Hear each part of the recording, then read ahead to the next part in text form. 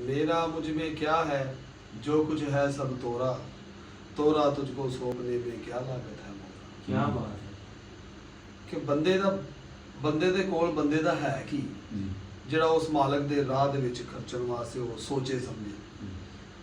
ਤੇ ਬਜ਼ੁਰਗ ਫਰਮਾਉਂਦੇ ਨੇ ਕਿ ਸੋਚਣ ਸਮਝਣ ਦੀ ਤੇ ਤਾਂ ਹੋਵੇ ਨਾ ਜਦੋਂ ਤੁਹਾਡੀ ਕੋਈ ਮਲਕੀਅਤ ਹੋਏ।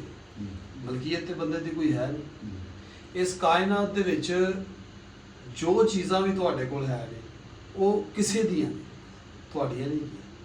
ਜੇ ਤੁਸੀਂ ਉਹਨੂੰ ਆਪਣੇ ਹੱਥਾਂ ਨਾਲ ਦੇ ਦਿਓਗੇ ਕਿਸੇ ਨੂੰ ਜਿੰਦੀ ਹੈ ਜਾਂ ਵੰਡ ਦਿਓਗੇ ਤੇ ਤਾਂ ਠੀਕ ਹੈ। ਤੇ ਜੇ ਤੁਸੀਂ ਕਿਸੇ ਨੂੰ ਨਹੀਂ ਦਿਓਗੇ ਆਪਣੇ ਹੱਥਾਂ ਨਾਲ ਤੇ ਕਾਇਨਾਤ ਕੁਦਰਤ ਤੁਹਾਡੇ ਕੋਲ ਲੈ ਕੇ ਉਹਨਾਂ ਨੂੰ ਦੇ ਦੇਗੀ। ਦੇਖ ਲਓ ਤੁਸੀਂ ਇਹ ਮਾਲ ਦੌਲਤ ਧਨ ਦੌਲਤ ਜਿਹੜੇ ਜਮ੍ਹਾਂ ਕਰਨੇ ਆ, ਜਿਹੜੀ ਚੀਜ਼ਾਂ ਹੁੰਦੀਆਂ ਨੇ, ਜੋ ਵੀ ਚੀਜ਼ ਹੋਵੇ ਉਹ ਸਾਡੀ ਨਹੀਂ ਹੁੰਦੀ।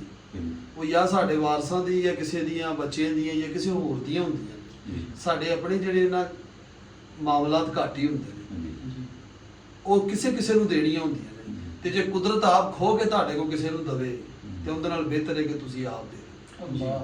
ਜੇ ਤੁਸੀਂ ਦਰਵੇਸ਼ ਹੋਣ ਦੇ ਨਾਤੇ ਨਾ ਜੇ ਤੁਸੀਂ ਆਪ ਨਹੀਂ ਦਿਓਗੇ, ਦੁਨੀਆਦਾਰ ਹੋ ਜਾਓਗੇ ਤੇ ਕੁਦਰਤ ਫਿਰ ਤੁਹਾਡੇ ਕੋਲ ਛੀਨ ਕੇ ਉਹਨਾਂ ਨੂੰ ਲੈ ਕੇ ਦੇਗੀ। ਤੇ ਛੀਨਣ ਨਾਲ ਬਿਹਤਰ ਹੈ ਕਿ ਤੁਸੀਂ ਖੁਦ ਆਪਣੇ ਹੱਥਾਂ ਨਾਲ ਦੇ ਦਿਓ।